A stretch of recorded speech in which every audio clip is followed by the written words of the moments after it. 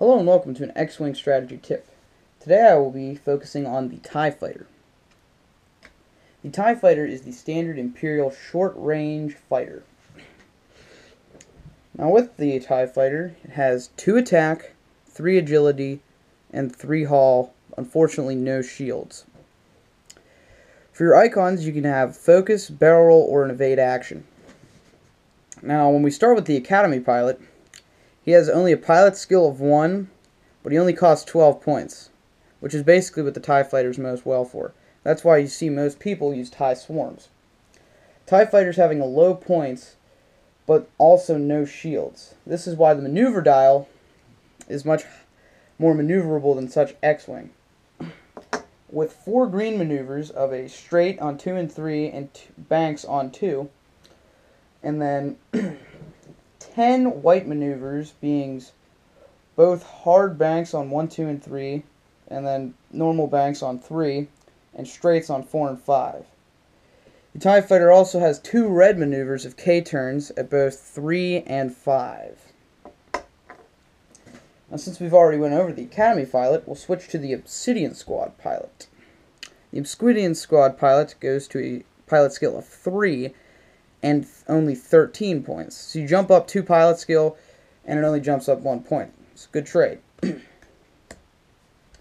Now we can go to the Black Squadron pilot, which jumps up to 4 and costs 14 points, but it also allows you to add a medal. Now what I would choose, either on my Black Squadron pilot, would either be the Predator, which allows you, when attacking, you may re-roll 1 attack die. If the defender's pilot skill value is 2 or lower, you may instead roll up to 2 attack die. So I would use that preferably because it's a really good perk and it only costs 3. Or Marksmanship, which is the standard you get with the box. So this is an action, so you have to waste your action slot, but it's basically using a focus without the ability of defending with a focus. So when attacking this round, you may change one of your focus results to a critical hit result, and all of your other focus results to hit results. Now on to the next pilot, is Winged Gundark. Winged Gundark is a special pilot which is seen in the Battle of Endor. Now his ability reads, when attacking at range 1, you may change one of your hit results to a critical hit result, which is decently good, and it only goes up to 15 points, so you get that ability plus a level 5. So with your pilot skill at 5, it's decent enough. We'll move on to now Night Beast. Night Beast is one of the 2 pilots you see in Bespin. So after executing a green maneuver, you may perform a free focus action. So this is good. If you standardly just want to take a 2 straight or something, then bam, you get a focus action, and then you can shove another action on there. So having an action and a barrel roll could be very useful in situations. His cost is 15 and the pilot skill being 5. Now we move on to Dark Curse. Dark Curse is one of the pilots you see in Star Wars Episode 4, and he is shot down by Wedge Antilles.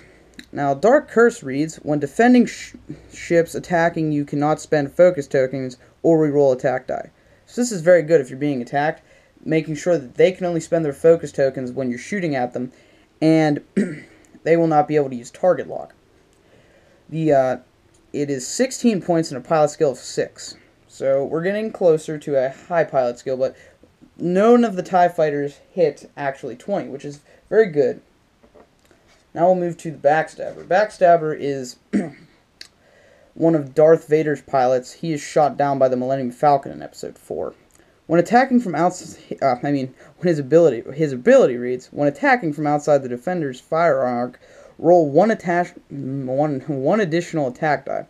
So this is useful if you're like using, per se, if you're using a barrel roll action and you manage to get outside of your opponent's firing arc, or if you just appear behind them in general, you can roll an additional attack die giving it 3, so you can have the standard power of an X-Wing, which is quite useful. Now we'll move on to another famous pilot, Mauler Mithel, who is Darth Vader's other wingman, who runs into Darth Vader and explodes in Episode 4, and his last words saying, "Watch out." When attacking at range 1, roll 1 additional attack die, is his ability. So it's basically like Backstabber, except you can be in your opponent's fire arc, just you have to be very close to him. He's worth 17 points and has a pilot skill of 7. So pretty high pilot skill, and 17 points, definitely worth it. And you can also have the metal card, so personally I would choose one of the two that I said before, Black Squadron pilot. And now we move on to everyone's famous TIE fighter, and the one that generally Rebel players hate to deal with, is Howlrunner. Howlrunner you see on Bespin along with Night Beast, and she is the leader of the Obsidian Squad pilot groups.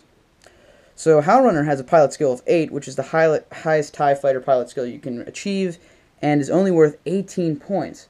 Now, if you can manage to put a metal card, and the best metal card is Swarm Tactics. Swarm Tactics reads, at the start of combat phase, choose one friendly ship at range 1. Until the end of the phase, treat the chosen ship as its pilot skill were equal to your pilot skill. So that makes 2 of your TIE fighters automatically level 8, which is very good for moving last and attacking first, unless you're dealing with 9. But that will be on a rare occasion.